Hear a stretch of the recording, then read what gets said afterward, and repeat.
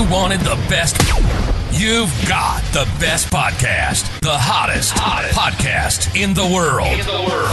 The Chris Voss Show, the preeminent podcast with guests so smart you may experience serious brain bleed. The CEOs, authors, thought leaders, visionaries, and motivators.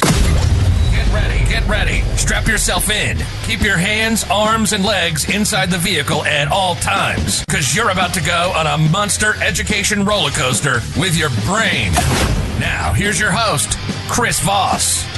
Hey folks, it's Voss here from decisive.com. Ladies and gentlemen, our latest season that makes official. Welcome to the big show. As always, the Chris Voss Show for 17 years, going on 17 years, and 2,500 episodes. We bring you the Chris Voss Show, and we just keep doing it with all the most brightest authors and all that good stuff on the show. Send your friends, family, and relatives to Goodreads.com/Chris Voss, LinkedIn.com/Chris Voss, Facebook.com/Chris Voss, and all those crazy places on the internet. Opinions expressed by guests on the podcast are solely their own and do not necessarily reflect the opinions of the host or the Chris Voss Show. Some guests of the show may be advertising on the podcast, but it is not an endorsement or review of any kind. Today's featured author comes to us from bookstolifemarketing.co.uk. With expert publishing to strategic marketing, they help authors reach their audience and maximize their book success. Today we have an amazing young lady on the show. We're going to be talking about her book and memoir called The Trail to Tincup, Love Stories at Life's End, out May 15th, 2018 by Joyce Lynnette, Hocker. We're going to get into it with her and talk to her about her books, her insights, and some love stories. Who doesn't like love stories, eh? That's always a good thing. Grew up in Texas, the oldest of three children born to a progressive minister and seminary-educated mother because their fathers stand on integration and in favor of it. The war against and the death penalty against. I'm a little lost on that. The family moved frequently from parish to parish. Welcome to the show, Joyce. How are you? I'm not really sure even how to understand what that was sent to me for the bio, but I'll let you expand on that. Okay, I'll explain. I'm doing really well. I'm in Missoula, Montana, where I live, and I'm just back from the cabin in Colorado, which is the scene for a lot of the things that happen in the book. I always love being there. My younger brother lives there full time, and we cook together and fill his freezer with good homemade food because he's the only person up there at 10,000 feet all winter. Mm-hmm. So I'm home and things are good. Thank you. Yeah. There you go.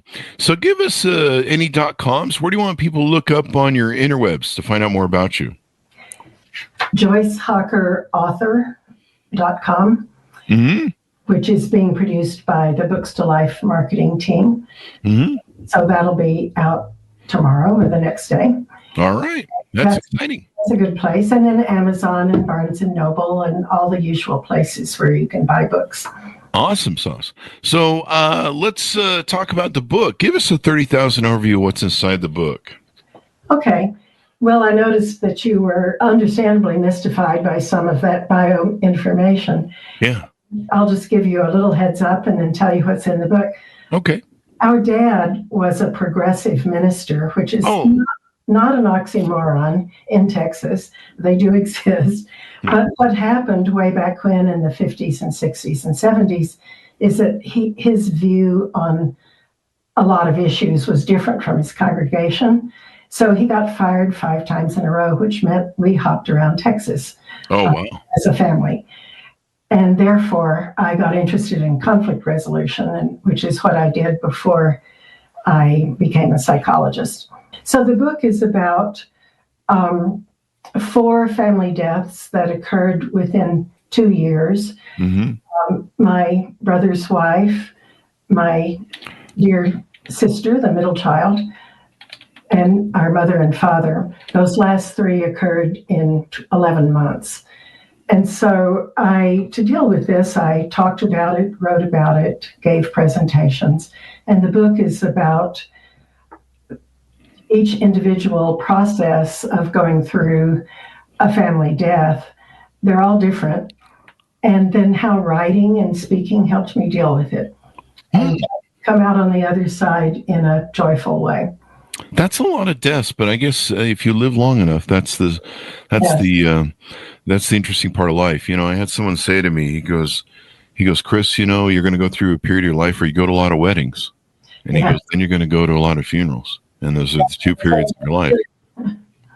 Yeah. So you wrote this as a memoir, Love Stories at Life Ends. Is a celebration of those people that passed on then, that passed through your life? Yes, Chris, I sure do understand, being a psychologist, that a lot of people don't have a close, warm family. But I got dealt a very good hand as a family. And so it's my privilege to be able to go back into their lives and tell stories. We were a storytelling family, and to honor them. And in addition, that helped me deal with the grief that I was going through. Yeah. But I loved writing about them because I loved them. And as I said, I'm very aware that not everybody has this privilege, but I do. Well, you had an awesome privilege. You've had a great family. It's the old joke. You don't get to choose your family. That's right. Can you share some stories from the book, some anecdotes? Yes. Our family, growing up in Texas, we went camping every summer. And so I start the book, we went camping in Colorado, and I start the book explaining in some detail our campsite arrangement, because in many ways, this was old-fashioned tent camping we're talking, where you cut the wood, and there are no campers, there are no plug-ins, sleeping bags and army surplus things and all of that. Mm-hmm. So that made our family quite close. And so I start the book telling the way we sat around the campfire and told stories, which is one of the ways that I know so much about my family history. And so that's where I start. Isn't it interesting how people used to do that, and now we don't talk to each other, we just look at our phones? I know. Well, we didn't have phones. We did have books. Yeah. I mean, back in those days, people would get up and entertain each other. That's where some of the greatest comedians and entertainers came from, because, you didn't even, back in the older days that I remember, you didn't have, of course, I didn't live them. I just heard about them. But there was no TV. There was barely a radio. And so what people would do is on, like, I guess, Sundays or whenever they gathered together, they would entertain each other. So they would get up and do stories or sing or mimic, do funny bits or whatever. Some of the greatest comedians came up that way, just learning to entertain the family. And, that's how we communicated. I mean, back in the day, there used to be what they called griots in Africa, who were the verbal historians of the tribe, because they couldn't really write stuff down, or it didn't keep well if they did, in the rainforests and whatever.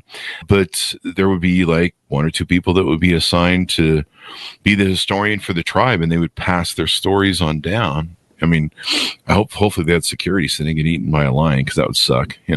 What happened to the historian? The lion ate him, so all the stories are gone. Oh, great, we got to start over. But that's how families kind of entertain themselves in the early days.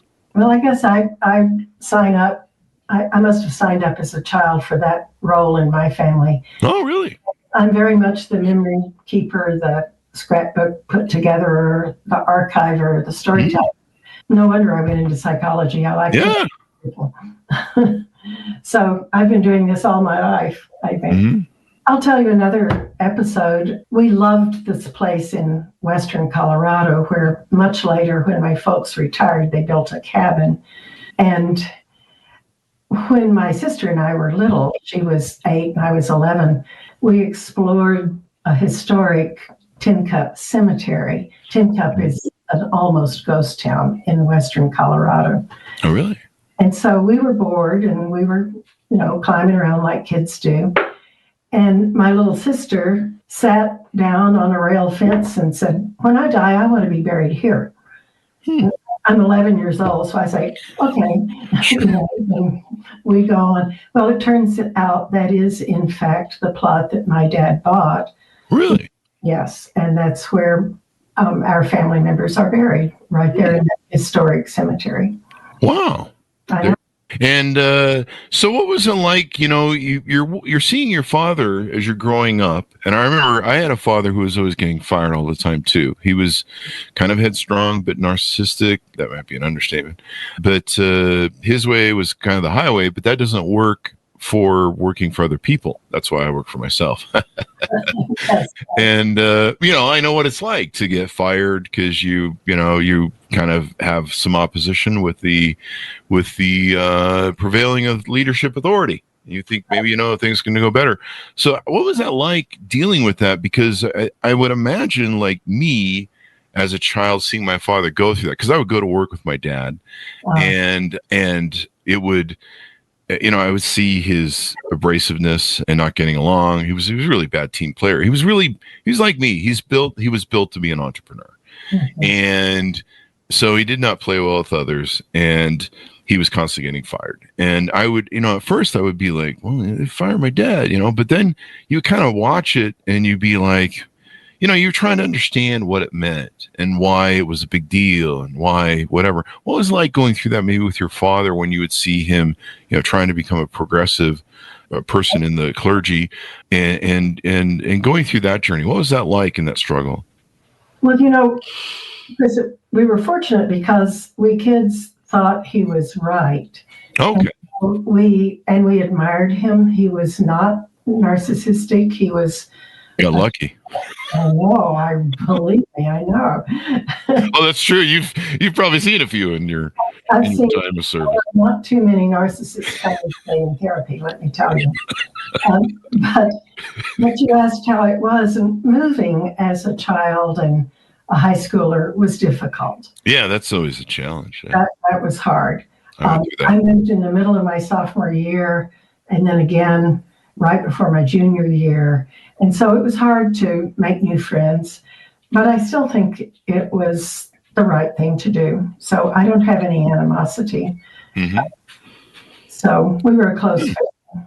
Well, that's good. It's interesting how in those, I want to say older days, maybe I should say better time, when we weren't looking into phones and ignoring each other and being so disconnected like we are now, you had that family unit that you could rely on, that you could build with. You kind of had your back if everything went bad. And that was really important. How many siblings were in your family? Well, there were three of us. I'm young. Our middle sister Janice died in 2004. Mm-hmm. And then my younger brother, Ed, now lives in the family cabin in Colorado. Mm. Three of us, two of us left. Janice and I both got a PhD in communication and were professors of communication. Mm. So we were very close friends, very, very much alike, although she was a little tiny blonde.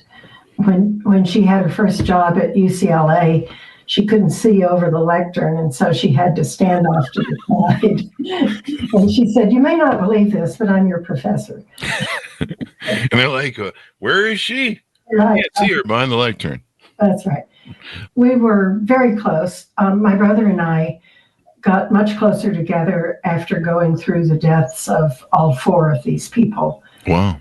Because we were together for three of the four. And you had a close-knit family that was, relying on each other. We did. Mm-hmm. We lived in different places. Yes. Mm-hmm. How did technology and some of the things that evolved through life, did you guys all move apart like a lot of people did in the sort of Levittown expansion, where we kind of went from these close-knit families that would usually live in proximity to each other? They kind of scattered throughout America. Was that the case with your family, and how'd you guys deal with it? We did scatter, but we stayed close. Mm-hmm. I'm sure you remember cassette tapes. Back in the 70s and 80s, we actually would do round-robin tapes. Oh. We'd talk to each other that way, and we were always on the phone. And then we would get together whenever we could. So we stayed close. Now, what are round-robin tapes? That is interesting. Somebody would talk, like I'd talk from Missoula, and then I'd mail it to Arkansas or Janice. The cassettes. She'd add something, and she'd mail it to mom or dad. They'd add some more.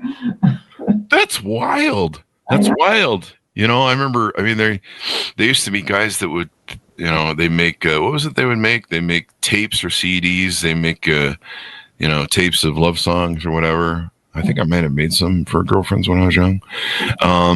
But that was now my friends and I, we speak to each other on the voice action of WhatsApp or Messenger, because I'm too lazy and it takes too much time to type, and it's easier just to fucking say it than to type 50,000 words, and I tend to overspeak too much if some idiot's got a podcast, evidently, I hear. So he tends to do that. But yeah, well, we were writers, and almost everybody in our family kept journals. So as I began to write about them after their deaths, I had access to letters, journals, lots of written communication, which helped put the stories together. Wow. Well, that's wild. Yeah, I can't imagine. Can you imagine in 2025 sending a cassette to somebody and then you have like this kind of, it's almost like a chainmail letter or a chainmail cassette. Probably no one remembers what a chainmail letter is either. Well, we don't do that anymore, of course. like I said, now we just get on our phone and we just hit, we press record and then we say what we want to our friends, and then sometimes they'll respond back. Sometimes they're like, "Hey, did you listen to my message?" Hey, but and then the snail mail through the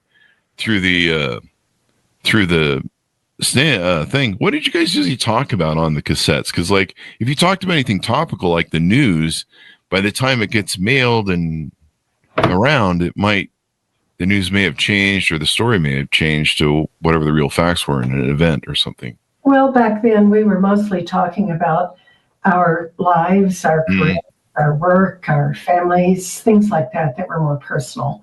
And so you're giving updates to the family, maybe, Janie's in school or whatever. Yes. Yeah. Okay.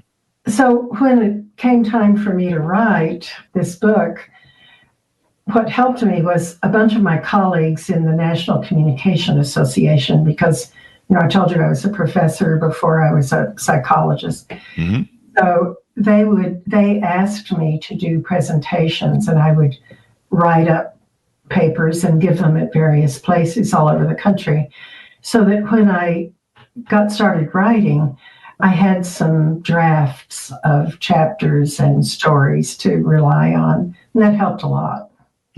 And so it's probably cathartic too to write these things down, to pay homage to your family and the love and interest and support they've given you over the years. That's right. Yeah. And I imagine, some of the things we've talked about, passing around family cassettes and stuff. I just love that idea. Maybe we should start doing that again. Maybe we should bring that back. Maybe that should, some Silicon Valley company will be like, yeah, let's bring that back and we'll do an app or something. Maybe they'll make an app that somehow does the same thing. But I just think it's wonderful. And you really look at maybe how that built the quality of a family or kept a family together as opposed to what we have now. Because nowadays you're just, like some people, maybe they might be named Chris Voss, just send TikToks to people. And that's like not very intimate. Well, my second career is as a clinical psychologist. So that means I sit and listen to people during the day. So conversation is really important to me. And I'm glad I had that family background and communication background, because now I still remain fascinated by people and their stories. I love listening. Yeah. So.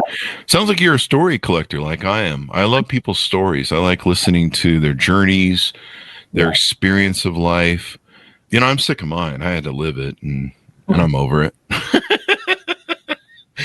So I kind of enjoy other people's stories and their lives better than I do mine. I'm like, whatever. I know how mine ended up. I know my stories ended, but I enjoy listening to people's stories, and also it's interesting, why people make the choices they make, why people do the things they do, why they took a turn left when maybe they should have turned right, but then they owned it and went with it. It's really interesting, the choices people make in life, how they live their lives, and sometimes how it comes out in the end. And you kind of realize there's no perfect way to do life. Like I used to be trying when I was young. I was like, okay, so what's the perfect trajectory shoot through life on. And there really is none. It's life is like a giant catalog, and you just kind of pick what the lane you want and try and make the best of it, I suppose. Well, after writing about these deaths and going back into people's lives, I think the one thing I would say that life is about is love. Ah, great comeback, and bring it right back to the book. Yeah, and because it is love stories. And I don't think I showed you a picture of the book. Should I show you a picture? Yeah, go ahead. Okay, there it is, The Trail to Tincup. Mm-hmm. And my husband helped me come up with the Love Stories at Life's End tagline, because he said, that's really what you all did. You told stories and you loved each other. Yeah. I really appreciated him coming up with that idea. Yeah. And the Trail to Tincup is a metaphor for that family cabin and all the time we spent in Colorado talking with each other. Mm-hmm. My mother decided, because she knew she was dying, that she wanted to go to the cabin to die. And my brother and I and father took care of her there. There was no hospice available. We were in the wilderness. So I call that a home death, the way people used to have. And that's what she wanted to do. So yeah. And that's important too. I think people feel comfortable passing their home. I would never want to, I'm not putting shame on anybody who does, but I don't think it'd be preferred to die in the icy coldness of a hospital, with wires poking out of you and all that stuff. I mean, I think if I ever reach that point, or I'd like to think if I ever reach that point, I don't know how conscious I'll be to make that decision, but most people would like to pass at home. They want to be where they're comfortable, especially the food's better at home than the hospital food, I hear. But I'm sorry. Go ahead. When my sister was in her last days, and we only had 5 weeks from diagnosis to death for her, because it was brain cancer. Oh, no. She was a brilliant writer. But anyway, a group of people gathered in her home with her husband in Fayetteville, Arkansas, where she was a professor. We called it the Divine Ensemble. Everybody had a role. Everybody had something to do. And there were 5 or 6 of us who were there during her passing days. And it was a wonderful experience to be cooperative and collaborative in that way. Yeah. Yeah. And probably, really, I mean, that's the support of having the family around you. Yes. Right? And all that stuff. So what are some lessons that you think people will take away from the book? The importance of family, maybe the importance of communication. What do you think the lessons are that people will find? I hope some people feel less alone when they're going through grief experiences, because everybody experiences it differently. It's not the same. And it takes the time it takes. I hope people realize that you can't go lockstep through stages. That's not the way it works. And sadness passes, and we feel what we feel. And it helped me a great deal to set up places where I could remember people. I'd put up their pictures or certain objects. Oh, really? Yes. And that was very helpful. A way to kind of ground the grief, have a tangible place to put it. Yeah. Yeah. So I did that. I think also, I hope people feel comfortable talking about death more than we sometimes do in our culture. We sometimes try to just pass it off, or people will say, well, how are you doing? Are you feeling better? And a lot of times the answer is, no, I'm not feeling better at all. Thank you very much. But it's kind of rude to say that. So we need to be more comfortable talking about what we're actually going through when people we love die. Yeah. I guess that would come down to some communication too, maybe a little bit. Sure. I think it's important to not ask people how they're doing, but to say something a little more like, I'm thinking about you. Is there anything you can tell me about what you've been experiencing? I'm interested. Because if you ask a yes/no question, people feel pushed to say, oh, I'm doing okay, I guess. Yeah. And it's not very authentic. Yeah, and it's hard to, sometimes someone will ask how you're doing, you'll go ahead and tell them, and you're like, well, I didn't really want to know. I just was giving you that, that sort of offhand or whatever you call it, greeting, knee-jerk greeting, but I didn't really care to know. I just was pretending. And you'll tell them, what's going on. They're just like, yeah, I didn't really want that amount of information, but it's kind of interesting how that works sometimes. I had one wonderful experience with a woman who's an indigenous person from Montana, and I met her at somebody's retirement party at the university, and we talked for a while, and she was very real, and I felt like I could be real with her. And she said, do you mind if I do something? And I said, no. And she said, I want to get all of these things away from you that are stuck to you. I didn't know this person. She's a famous writer. I won't say her name right now. But she said, you're surrounded by ghosts that you think are real, but they're really absences. And I'd like to get those away from you so that you can live your life. An amazing experience. I wrote about it. And that's in the book? Yes. And then I think you have another book too that we want to plug away at. Tell us about that one.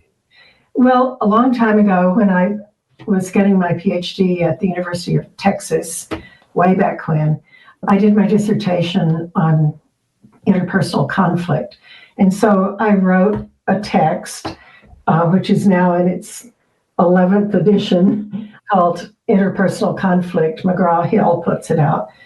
And I'm not a teacher anymore, and I've given it over to a young professor, but it's all the basics I learned through the years about managing conflict well.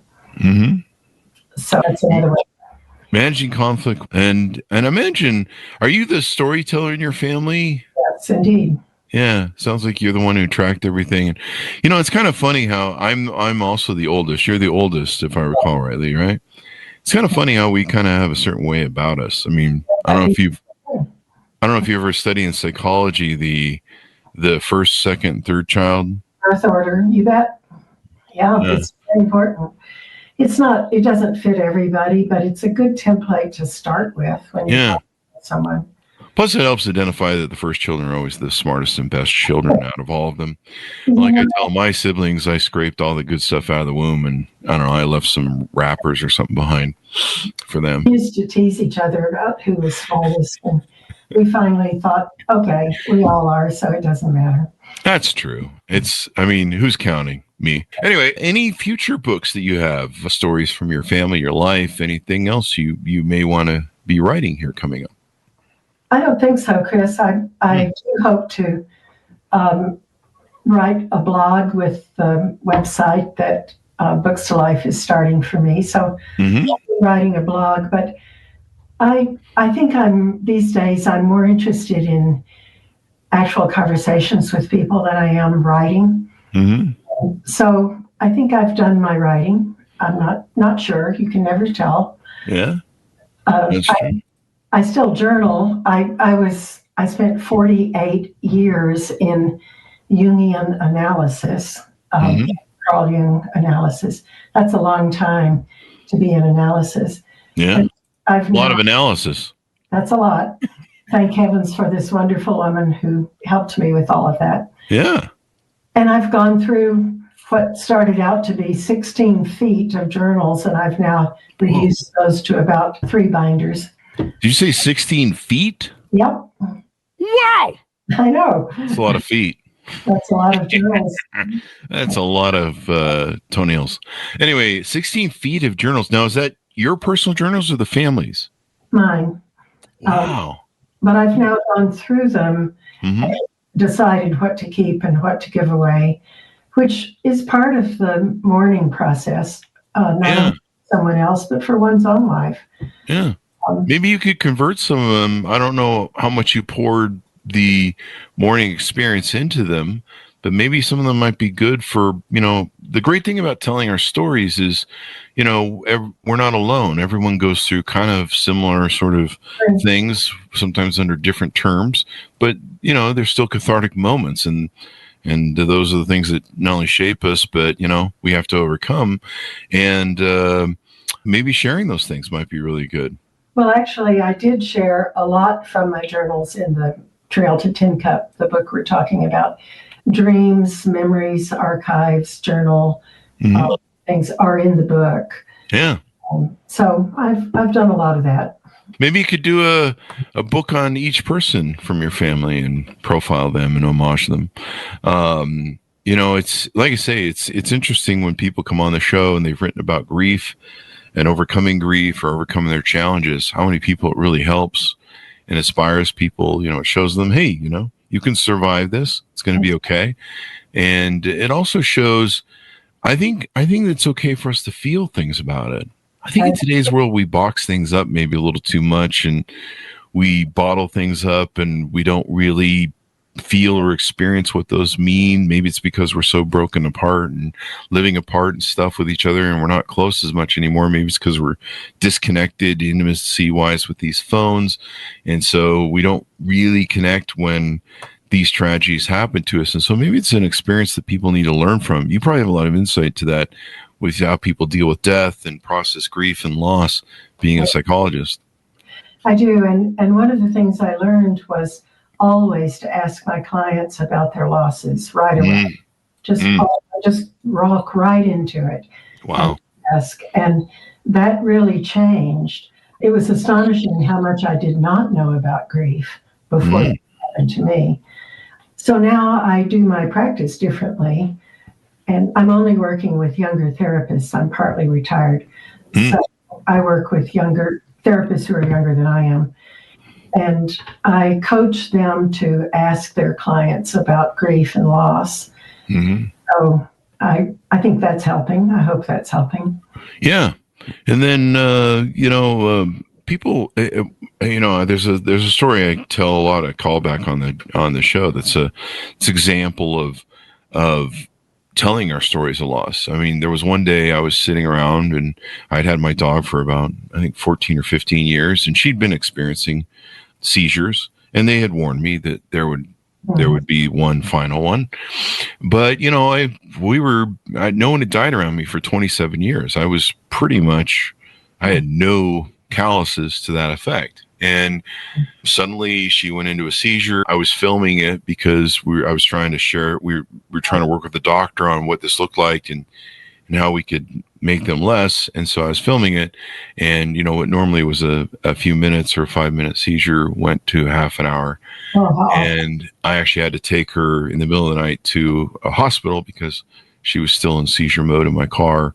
And it was a hellish experience. And so I came back and put down a bottle of vodka and started writing out my feelings and my experience, and kind of an homage to her as well, of what it felt like. And it was really raw because it was in the moment still. It was the first time I went home without my dog. Yes. And so I wrote about it. I remember sitting there for half an hour, maybe 40 minutes, just going, this is really raw. This is really too personal to share. This is, who cares about my little, problems on my little side of the world? Boo-hoo. I just felt like it was way too personal, and no one would give a shit. People would just kind of be like, Jesus, dude, that was a little bit much. And it was, I was sharing something I personally felt. And after a while, I had enough vodka, and it was time to crash, and I was crashing, and I'm just like, fuck it. And I pressed send, and I think I pulled it back, and then I pressed send again. And I woke up in the morning with just this flood of calls and outpouring of love. And I'm not surprised. Yeah. And by sharing how I felt, I had people crying and upset, and they were writing, geez, I never processed the loss of my father, the loss of my family member. I never had processed. I never had got closure with my dog dying. I never dealt with it. I just packed it away. And you've opened that vein for me and helped me bleed it out to where I can finally get closure. Right. And it's still, some people come up to me now, what is it, 10 years later, 11 years later, and they'll say, hey, your post that you did helped me. And so that really was a powerful lesson for me, that telling our stories, sharing our stories, even though they're not all, they don't always end well. I mean, No, that's important, and we help each other. We feel what we feel, and the more we can acknowledge that and not hide it, the better. Yeah. And one other really important thing I've learned is that every experience of grief opens up the past experiences that we've had. And so if someone dies, or if we lose a beloved pet, it kind of opens, like you said, it opens the current to all the other grief. Mm-hmm. So it never really goes away. I've come to think of it as grief gets braided into life. It's not like we get over it. It gets braided into life, and we go on with our lives, but we still feel the grief. Yeah. Yeah. It's a part of life, Yes. I mean, sometimes you have to celebrate it. I mean, there's some people that like, hey, when I die, throw a party, celebrate my life, don't celebrate the fact that I'm gone, celebrate what I did, It takes a moment to be gone. It takes a lifetime to celebrate a life. And I think I would want people to do the same thing. Have a party, get drunk, do some blow and hookers, and have yourself some fun. Way, but we're all different. Something like that. I don't know. Don't do the blow, folks. That's bad. And pick your poisons. But, to celebrate a life, hey, when people pass, instead of fretting over maybe, the end, fret over the parts that they were the most glorious, that they were the most celebrated parts of that person's life when they were at their best. Well, I'll tell you one of the things that I'll tag on to what you're saying. Not only do I agree with you about what happens after death, but I think if it's possible to talk to people in their last days in a very real way, that makes a big difference. Yeah.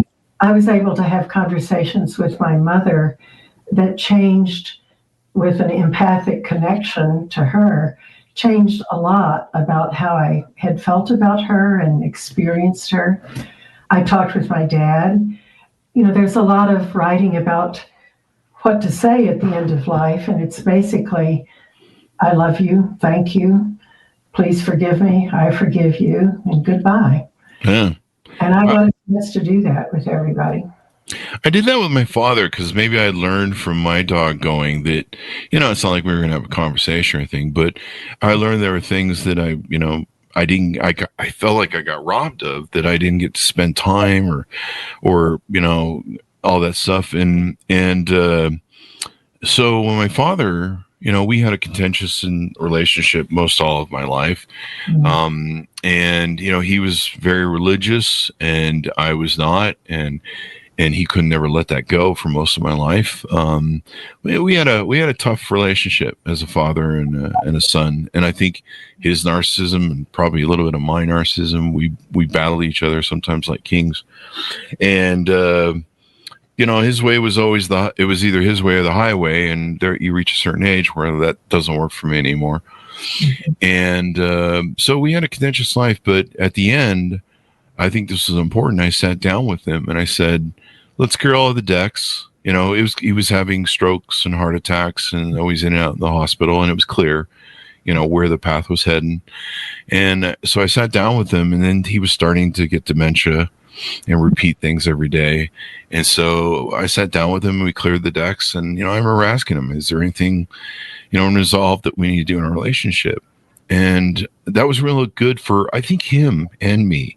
In the end, he tried to understand me a lot more. He gone to a psychiatrist a few years before and understand his narcissism and understand how emotionally disconnected he'd been. He apologized for it.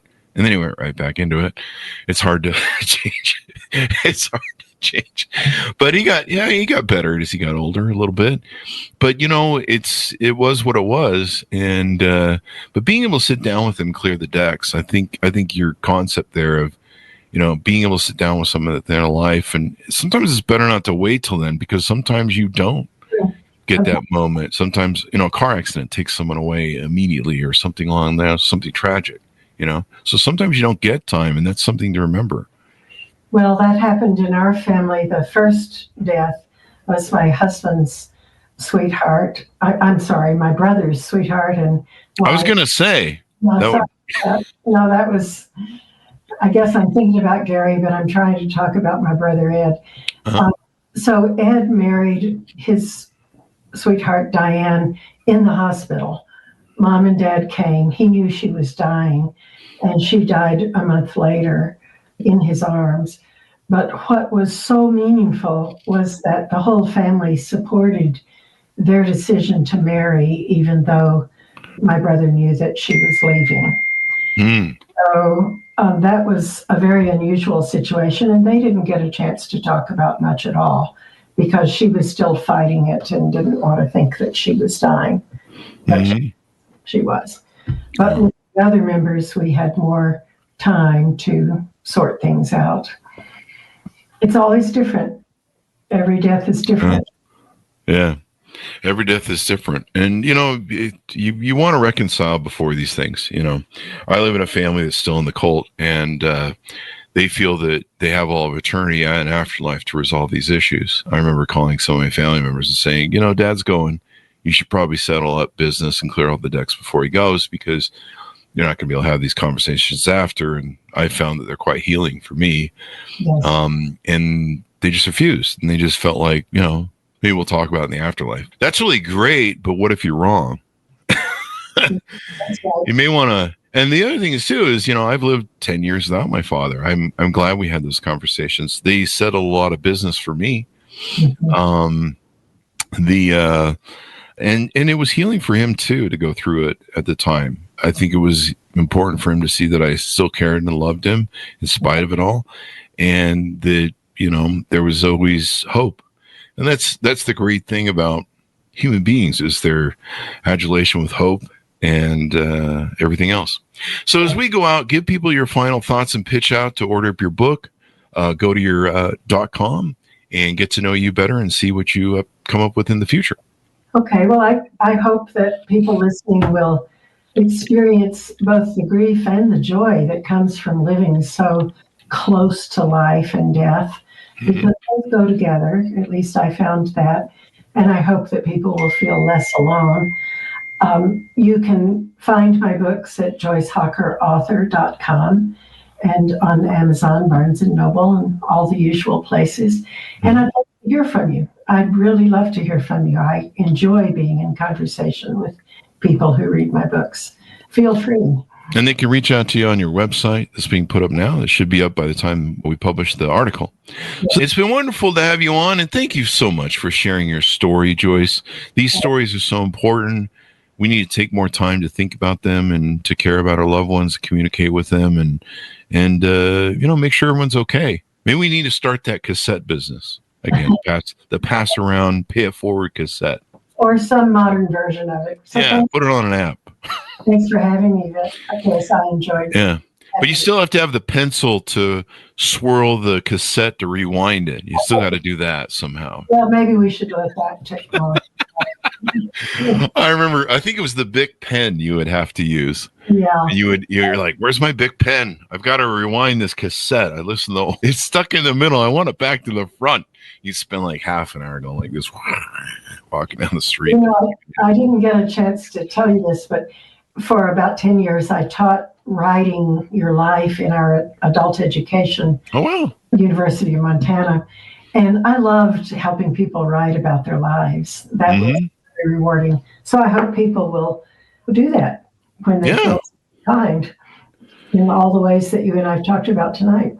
A lot of people, successful people, keep a journal. You kept 16 feet, was it? Yeah. I kept a journal from the time I was about 21. Wow. Yeah, I mean, you're used to writing a lot. I bet there's a lot of still great stories in there that you could share, and stories about loss and people's, you know, how people live their life. And, you know, it's so interesting. We get stuck a lot of times as human beings where we feel kind of like life's kicking us in the butt, or some sort of experiences, you know, badgering us, and we feel isolated and alone. And the great thing about these stories, the Chris Voss Show and books like yours, is they share stories that remind us that we're not alone. That's right. And that sometimes talking about our stories, sometimes sharing them, is the most important things we can do, because they, inside of them, they have blueprints on survival and hope. And so when you can lose all hope, you can read someone else's story and go, oh, it's going to be okay. Right. Yeah. Because we're all humans together, and we're all going to share birth and life and death. Yeah. And so it's a good thing to read and talk about. Yeah, most definitely. Healing. Most definitely. Well, thank you very much for coming on the show. We really appreciate it, Joyce. Thank you, Chris. Thank you. And thanks to Mounts for tuning in. Order up her book wherever fine books are sold. You can find it on the internet or wherever fine books are sold. The Trail to Tincup. Love Stories at Life's End, out May 15th, 2018 by Joyce Lynnette, Hocker. Thanks, Miles, for tuning in. Go to goodreads.com/Chris Voss, linkedin.com/Chris Voss, Chris Voss 1 on the TikTokity, and all those crazy places on the internet. Be good to each other. Stay safe. We'll see you guys next time.